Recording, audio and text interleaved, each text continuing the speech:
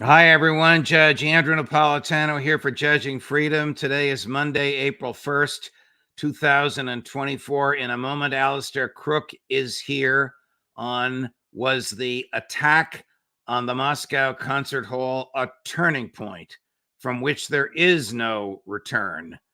But first, this. How do you really feel about your financial future right now, today? Stable or uncertain? Despite all the happy talk that the Fed and the banks want you to buy into, I believe that 2024 is going to be a very unstable year, politically and financially. That's one of the reasons I decided to buy physical gold and silver, and I suggest you should do the same and do it now. Why?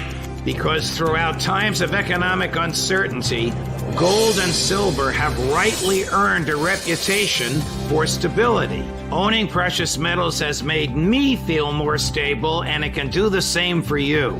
Reach out to my friends at Lear Capital and get their free wealth protection guides. You can reach them at 800-511-4620. Lear has earned an excellent reputation by helping thousands of customers just like you move portions of their retirement savings into Lear gold and silver IRAs. It's easy to do, and it's tax and penalty free. Don't be caught off guard. Experts predict the markets may tank again. You'll be happy if you have protection in place. So call Lear at 800-511-4620. 800-511-4620, or go to LearJudgeNap.com and tell them your friend the judge sent you. Alastair, welcome here, my friend. A belated happy Easter to you and your family, and of course, happy Easter to all of our viewers from all over the world. Thank you for joining us, as always, Alastair. Thank you. Is the attack on the Crocus Concert Hall a turning point? Yes, it's already a turning point, and it yet may become a more important turning point, depending on the evidence that Russia seems intent on producing. It's quite clear from the recent statements, and in fact, there's been a formal statement by the investigative committee telling Kiev, Ukraine, that they are demanding the arrest and, if you like, the extradition of those who were involved in the planning and the undertaking of the Crocus massacre. So we're waiting to see, but what we hear is that already they have voicemails, voice messages from the telephones that they've taken from the assailants and others from Ukraine, promising them that when they arrived in Ukraine, they'd be treated as heroes and receive money and all of these things.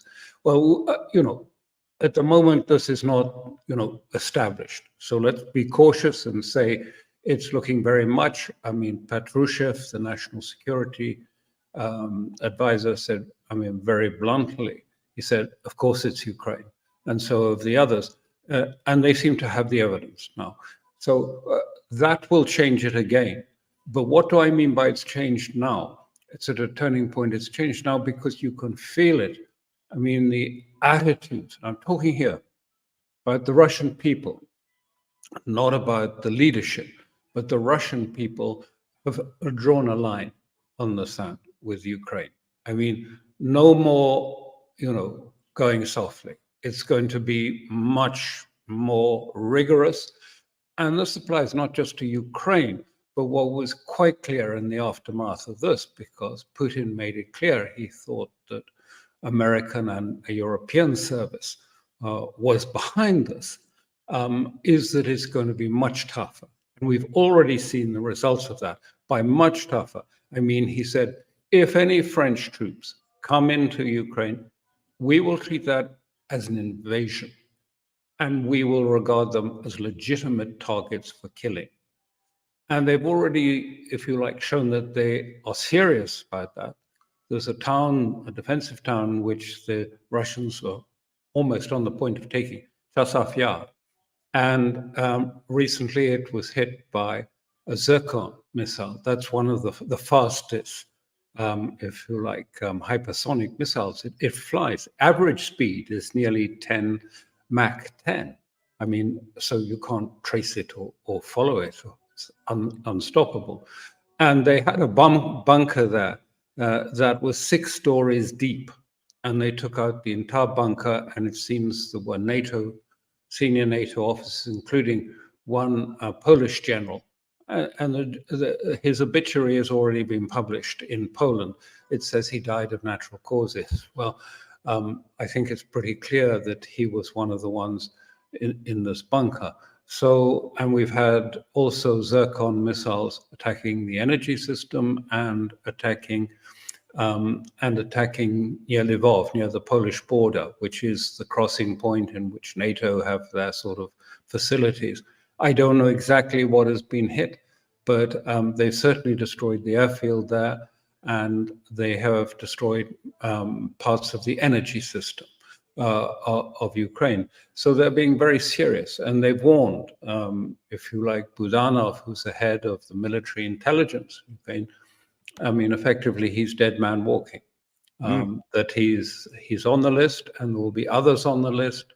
And they're going to also say that they have on the list, they think they know others. And that might include Americans, and it might include British. So there seems to be a generally sort of developing theme that the British were really more responsible for what happened at Crocus than America, which is an interesting observation coming from Russia. Has it been established with any satisfaction or credibility that the Americans warned the Kremlin? Before you answer, has it also been established that Mossad warned the Americans? On the last one, we just don't know where it came from, whether it came from NASA, GCHQ, or from Mossad, or where the American intelligence came from. Just, we don't know. But on that first point about it, I mean, certainly the warning was not passed on to the Russians. They said, the ambassador in Washington has said, I had nothing. I mean, this is the channel that it would go on. If they had anything solid, it would go through the ambassador in Washington, the Russian ambassador. He said he had nothing.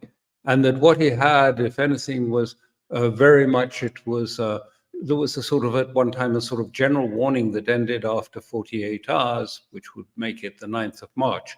And of course, as your listeners will be aware, the actual attack took place 2 weeks later, on the 22nd of March. So the warning was actually expired after 48 hours, and no one made any effort to, if you like, renew or, if you like, re-warn citizens, American and British citizens, to stay away from concert halls. It finished at that point. Why is the West so adamant that Ukraine had nothing to do with it? Is it a fear of an advancing by the Russian military on Ukraine, or is it a fear that these crumbs will lead to the West itself, to London or Washington, or I guess I should say Langley? I think there are two elements in it. I think we've seen some reports of meetings by the sort of neoconservative elements and former cabinet members in the United States who are clearly pushing all very hard on the Europeans, all of those that they can persuade by one means or another, pushing very hard on those Europeans to continue the proxy war against Russia, because they see it would be a strategic disaster for the United States for this to fail. It would be a humiliation and a strategic failure for the United States. It would be the end of their ability to give orders, if you like, to the rest of the world. And in Europe, it's caused something rather different. Europe is in a sort of rudderless state where it doesn't know quite what to do. They're under huge pressure from parts of America to go on. The language across, the narrative across all of Europe is absolutely uniform. Everyone sticks with it. There's no debate. There's nothing allowed other than Russia was warned, and what this shows was how defective Putin's security services are. They don't work out any of the connections or try and analyze it. This is just, it's pushed really very, very hard. Every newspaper has the same line, almost the same words. You know, there's nothing to do with Ukraine. But for Europe, I mean, they built their policy, their whole policy of trying to build Europe into a supranational power. They call it a geopolitical European Union, in the words of von der Leyen. In other words, one that sits at the top table with China and the United States, etc. Well, for them, the whole story, the narrative about Ukraine was that this is Europe. You know, Europe ends with the Dnieper River, and these people were Europeans, and they stand for European values, and this is what we are fighting for, European values, and this is what we have to defend. And of course, it's not really going to look so good for European values or for the project as a whole if, and I say if, you know, it subsequently emerges that Europeans or Americans or European services knew or somehow were involved in some way with an attack that ended up with 40 plus civilians killed and the building burnt to cinders and the roof falling in on them.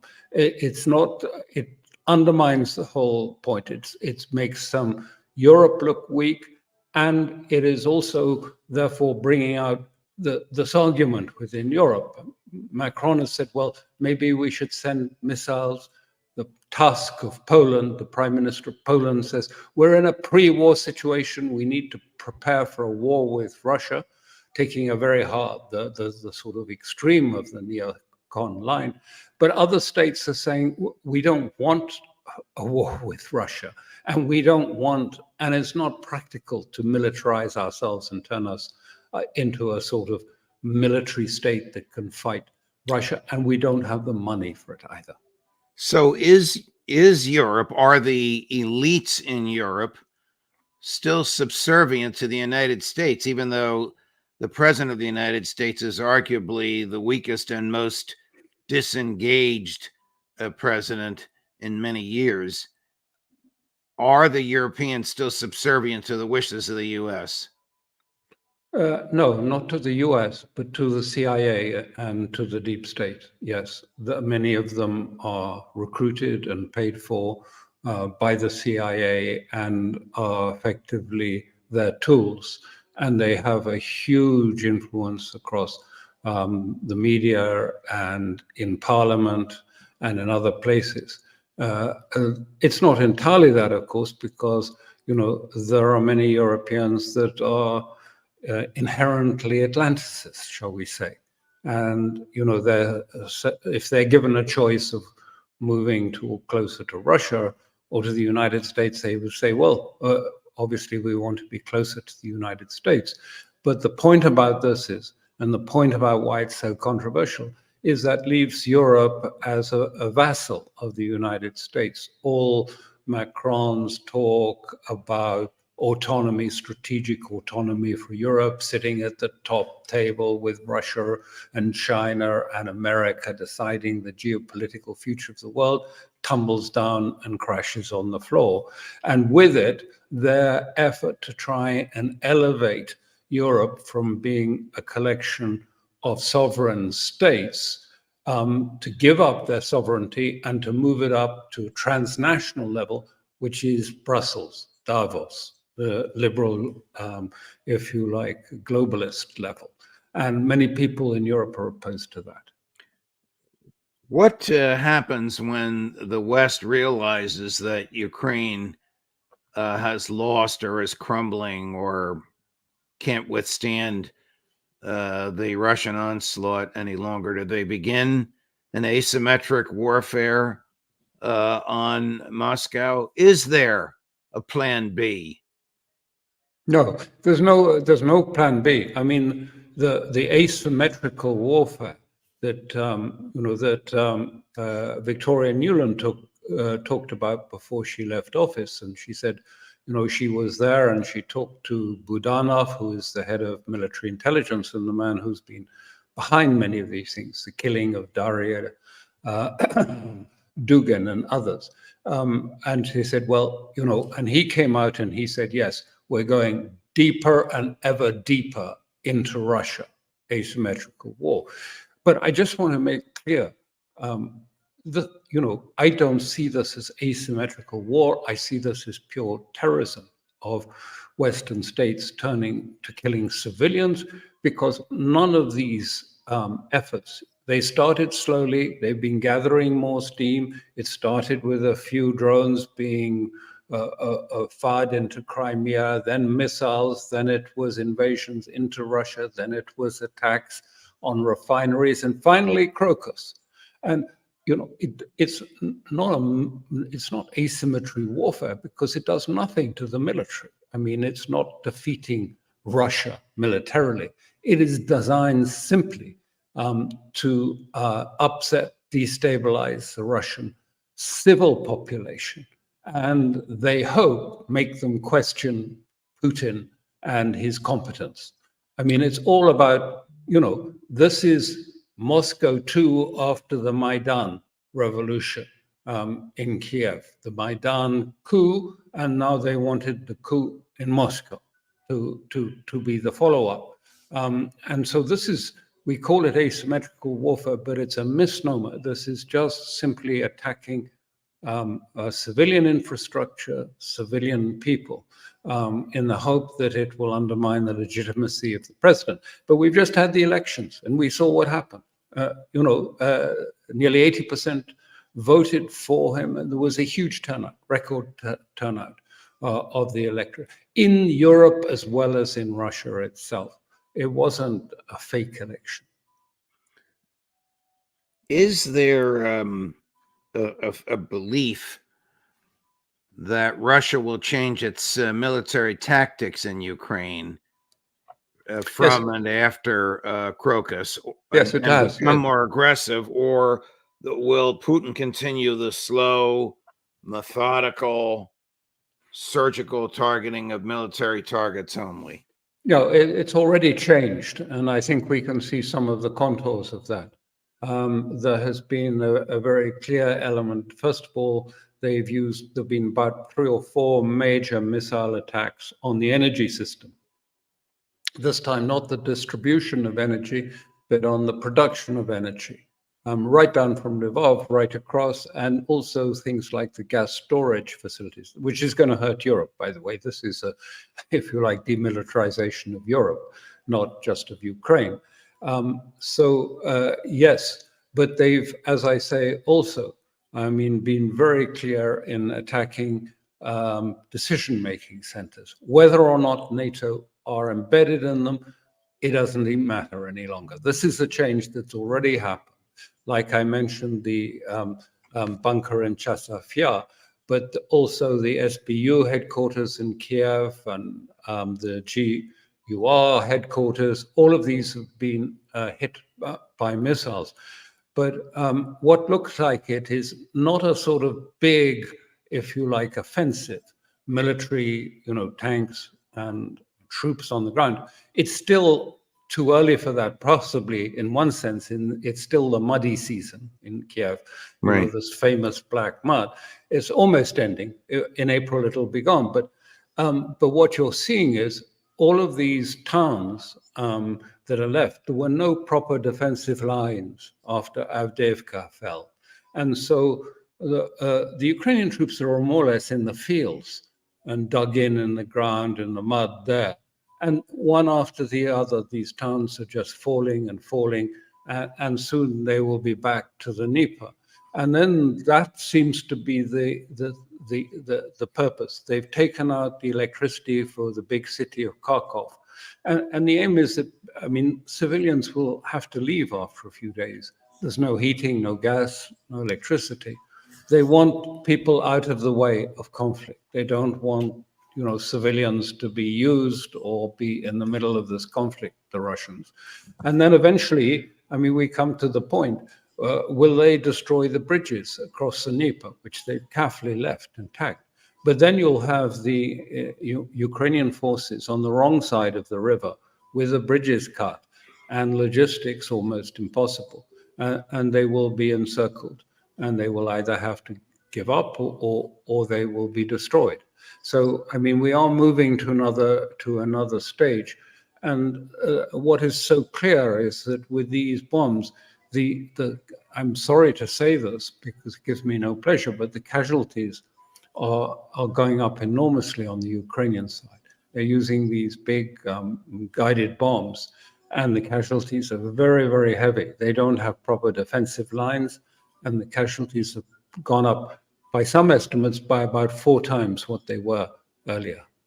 Do former officials from the West, whether elites, the Davos types, or the intelligence community types, or actually foreign ministry types, get together from time to time and delude themselves as to what the facts are?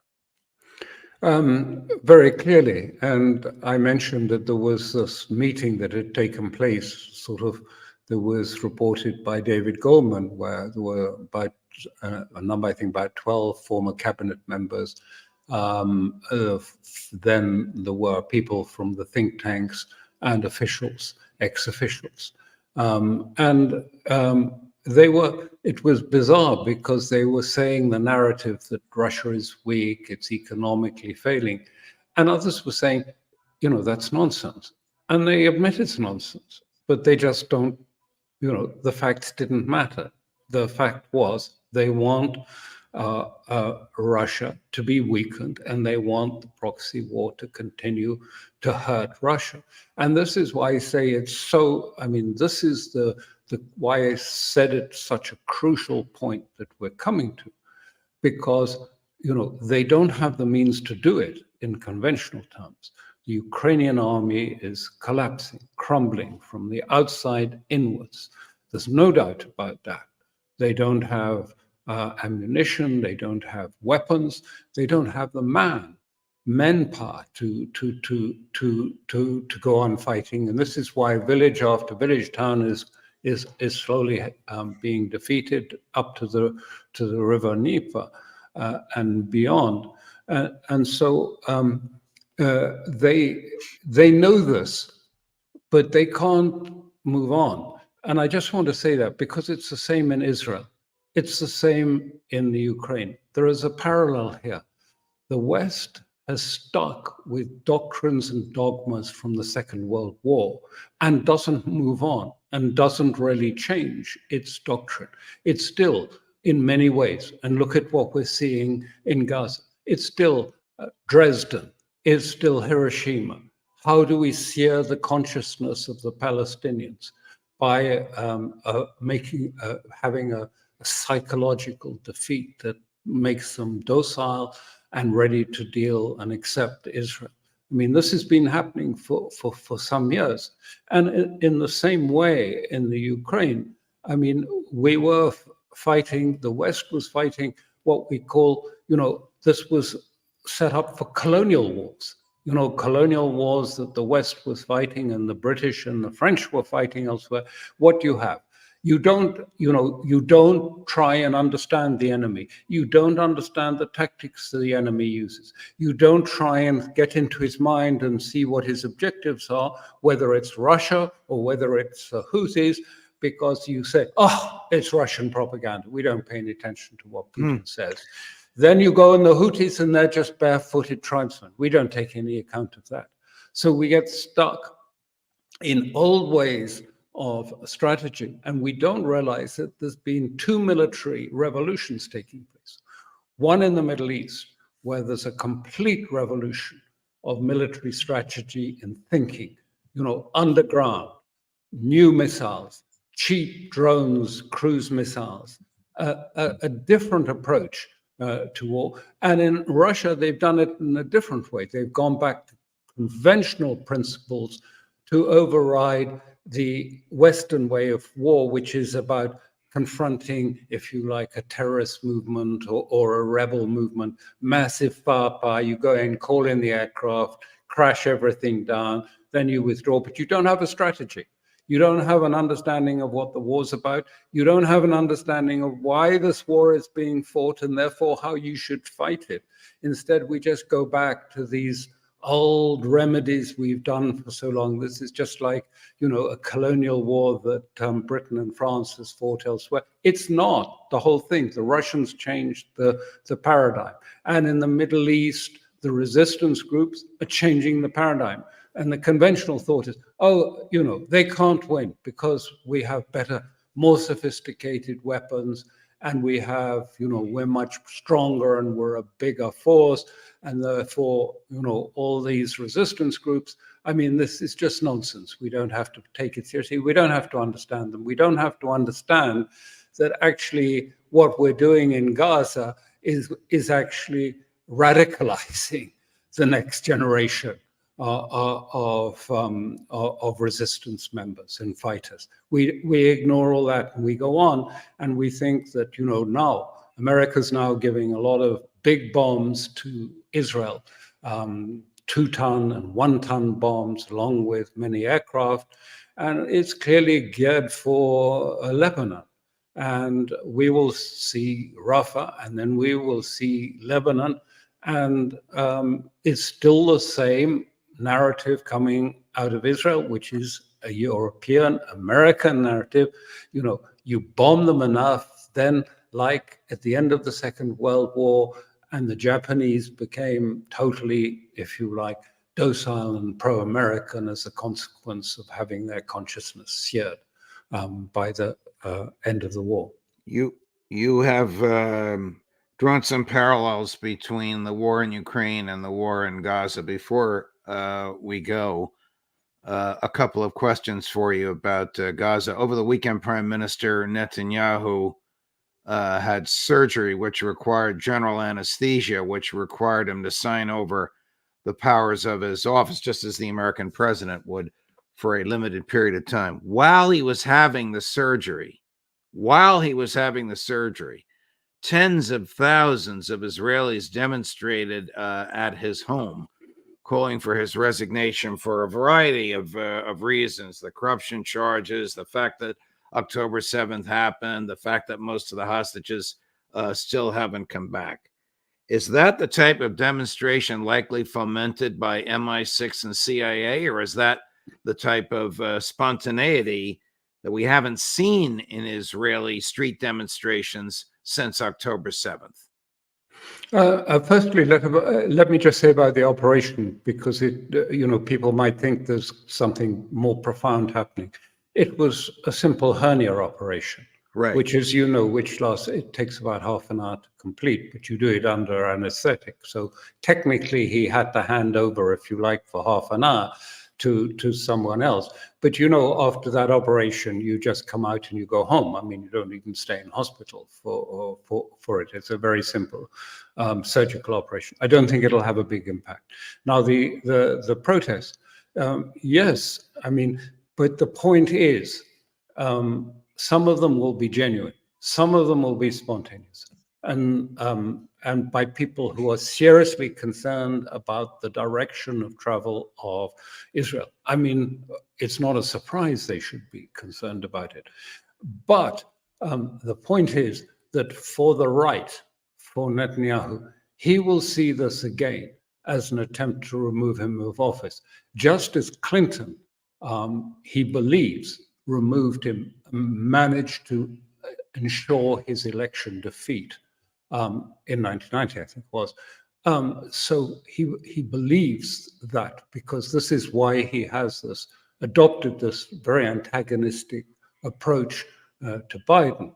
He used it against Obama, blaming Obama, turning him into a pariah in Israel. And he's now using it against Biden, because he believes that the Americans will try and unseat him from power, just as he did lose the election. When he came back in the 1990s, he'd learnt the lesson. And that's why he approached, first of all, Obama and then now Biden in this very different way, and is using him because why? Because he knows there's no great victory coming out of Gaza for the Israeli government. He knows that there is no great victory coming from the hostage negotiations. They're stuck. They have misjudged the hostage negotiations by assuming Hamas would just simply fold and concede to their terms, and they haven't. And so he needs a victory somewhere. And all of Biden's and the US recipes, their whole policy framework is completely unacceptable to the majority of Israeli citizens and won't work for him. And he loses his election. He'd lose his post if he tried to implement it. So he bypasses this by blame Biden. Blame Biden for the failure on hostages. Blame Biden for what happens in Rafah because the Americans put it in. Blame Biden for trying to push a two-state solution down the Israelis' throats. And the Israelis are moving closer to Netanyahu as a consequence. Yeah, we can blame Biden all he wants, but he should thank Biden for the 2,000-pound bombs, which keep coming every day, and the artillery shells, which keep coming every day. Sometimes 3 flights a day from Deluded to wherever they're landing in Israel. No, he doesn't. He doesn't thank him or even feel he has to thank him. He knows he is better at manipulating the American system than Biden. He knows Biden is on shifting sands within his own party. The party is splitting and is divided. You can't be now any longer a liberal and a Zionist. And so the party is dividing. Some of them are moving towards the Republican Party. So he's on shifting sands. So, if nothing else, Netanyahu has shown his experience over the years that he understands the American system really well, intuitively. And what he's doing is he's going to mobilize elements of the, if you like, the lobbies, the AIPAC and others, and he is going to try and engage the Republican hardliners who don't like what they're seeing coming out of the Democratic Party. It's really into domestic policies. They see that this is sort of wokeism. And the Republicans, some on the right of the Republicans, are beginning to say this is, just as the Democrats are supporting Black Lives Matter, they're also supporting Palestinians, and they're equating the two. It's a completely false equation. But this is politics in America, and Netanyahu knows how to manipulate it. Well, who knows? He thinks he can manage the American diplomatic scene much better than Biden. Maybe he can.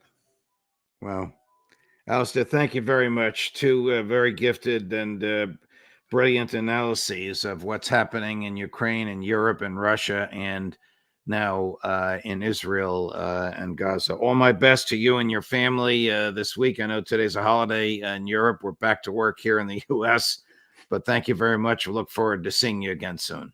Thank you very much, and I hope you did have a good holiday. Thank you. It's Monday. It's a work Monday here in the U.S. Coming up at 10 o'clock Eastern, Ray McGovern. At 11 o'clock Eastern, Larry Johnson. And at 3 o'clock this afternoon, Anna Parampil. Judge Napolitano for Judging Freedom.